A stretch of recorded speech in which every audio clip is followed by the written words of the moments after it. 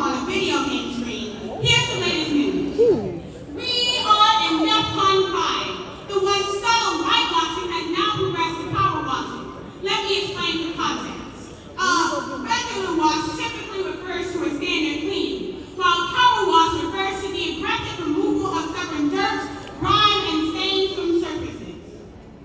On January 20th, 2025, MLK Day, an executive order to power wash our civil rights going back over 60 years of progress was signed, as well as a cease and desist on Black History Month, MLK Day, Juneteenth, Women's History Month, and anything else perceived to be associated with diversity, equity, and inclusion, otherwise known as DEI.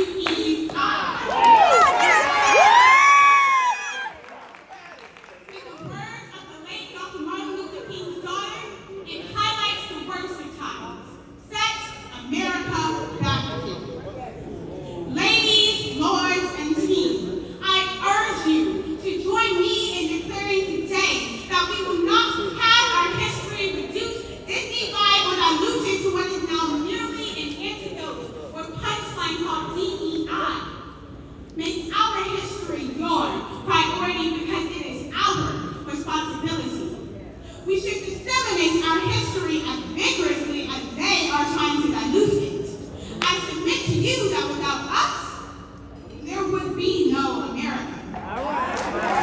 And for the record, we are not immigrants or refugees, as we did not flee here. We were forced here by people too lazy to build our own homes, into their own land, and raise and nurse their own children. And yet, I said nurse. The Bible says whatsoever things are true, does it not?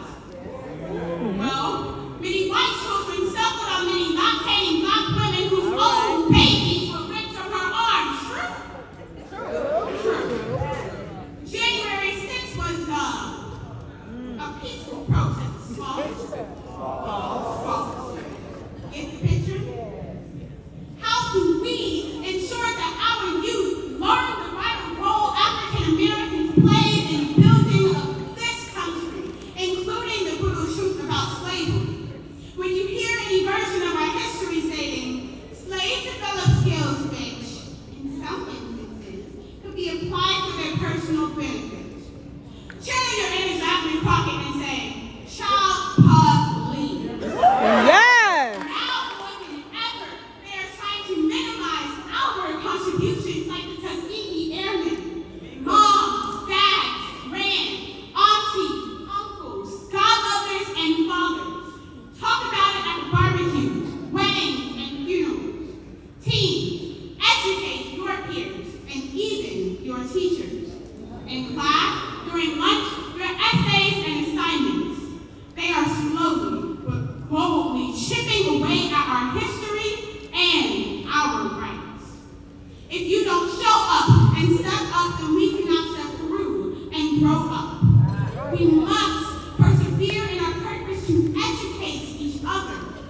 We will reap the freedom to celebrate our history with integrity.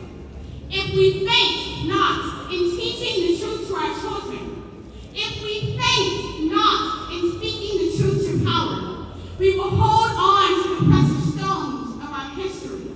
We must wake up, stand up, and speak